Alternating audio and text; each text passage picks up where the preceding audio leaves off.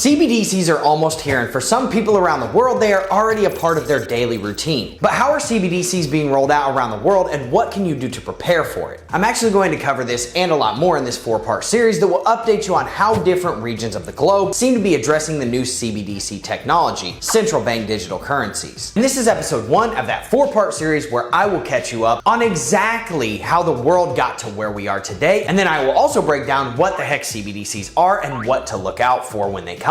And I've got some very highly relevant and interesting information for you in this series, but before we kick all of that off, make sure that you smash that like button, make sure you hit subscribe, boom, bang on that notification bell, comment anything that you want in the relevant sections. I appreciate it. Now, let's go see how CBDCs could change our world as we know it forever. So let's go ahead and picture a world where people steer clear of banks like vampires avoiding garlic. And spoiler alert, we may be entering into that world at this very moment in time. Depositors are starting to say, no way, Jose, I'm not putting my precious hard-earned moolah in a bank that could go belly up like Silicon Valley Bank did. But banks are not going to give up so easily. I'm actually really interested in how the banks are going to pivot their marketing and operations in an attempt to keep depositors from fleeing into other alternatives. And the banks have a big problem to sort out in that regard, but meanwhile, the US government seems like they have a solution locked and loaded, ready to fire. Enter stage left, cryptocurrencies. And you have to remember that the US government is seen as the standard of governance around the world, or at least it used to be. So in an attempt to maintain that global standing as the standard of ethical governance, the US government is signaling that its solution to the banking crisis is a central bank digital currency, or a CBDC for short. The proponents of CBDCs within the US government see monetary technology as a superhero of digital assets. After all, a CBDC is seen as capable of saving the day for the general public without a hint of credit or liquidity risk. Right, they can't just mint more like every other project does.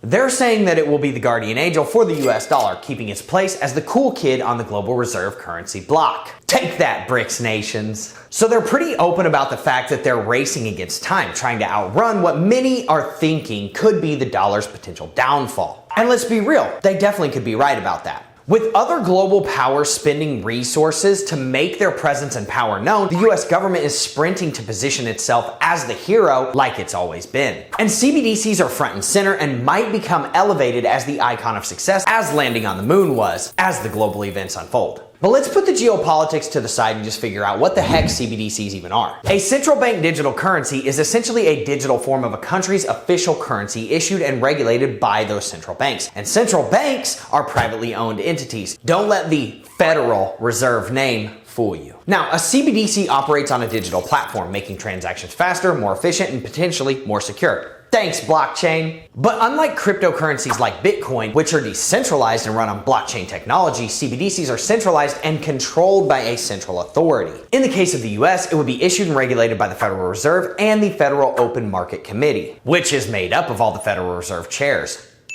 Now, let's dive into the darker aspects of CBDCs and how a centralized authority could potentially abuse this financial tool. And keep in mind that I'm not suggesting that any specific government would use CBDCs for this reason, but the technology does unlock the following capabilities. And strap in, because it's about to get wild. With CBDCs, every transaction could be recorded and monitored by said central bank. This means that your financial privacy could be severely compromised, as authorities would have complete access to your spending habits and personal information. And since CBDCs are centralized, authorities have the power to freeze or seize your digital assets directly at any time. With the flip of a switch. Kinda scary. If they deem you a threat or disapprove of your actions, they could potentially block your access to your own money, leaving you financially stranded. And in the most extreme of cases, this level of control over individuals' finance is unprecedented and could be used to suppress dissent and punish those who don't toe the line. And let's be clear, a centralized digital currency could be a stepping stone towards implementing a social credit system where your financial transactions are linked to your behavior and your access to financial services depends on your score. This could be a dystopian society where individuals are financially rewarded or punished based on their adherence to government-approved behavior. So central banks would essentially have the power to create or destroy digital currency at will, potentially leading to unchecked inflation or deflation. And in my opinion, this could destabilize the economy and result in a loss of purchasing power for ordinary citizens while benefiting those who control the money supply.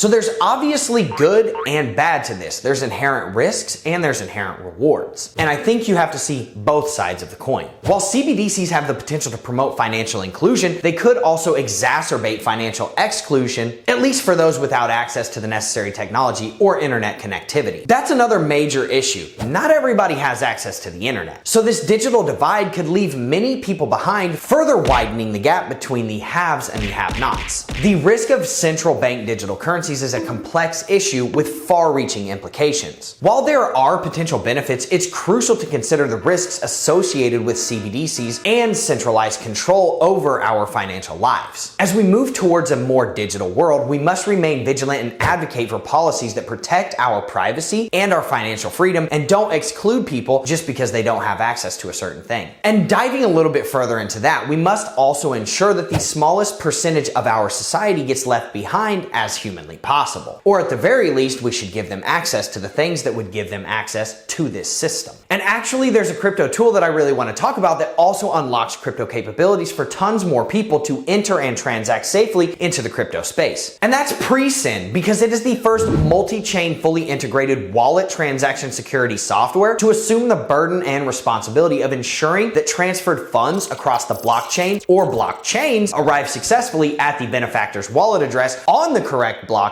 while also stopping transactions that are sent on incorrect blockchains or sending coins that are not compatible with said recipient wallet. It's actually really cool, and if you send and receive crypto, I know you'd love it, because I'd say 99% of market participants have a woeful story where they have lost a little bit of their cryptocurrency, at the very least, to that cryptocurrency interoperability and intercompatibility, or what a lot of people would like to call the ether. So go check it out and test it out on app.presend.io, and the Chrome extensions, Opera extension, Mozilla Firefox extension, and Microsoft Edge extensions are coming very soon. And go preach that PreSend gospel with an ambassador's link. But that's all I have for now on this video on CBDCs and the potential that they hold. In the next video of this series, I want to dig into the specific facts about the state of CBDC development in North America specifically. So what do you think about central bank digital currencies? Let me know what you think in the comments section. And if you like content like this, obviously make sure you show up to the new videos and make sure that you smash that like button. Make sure you hit subscribe, boom, bang on that notification bell. Comment anything that you want in the relevant sections. I appreciate it. Thank you so much for showing up to this video. I will see you in the next one. Have a good day, everyone.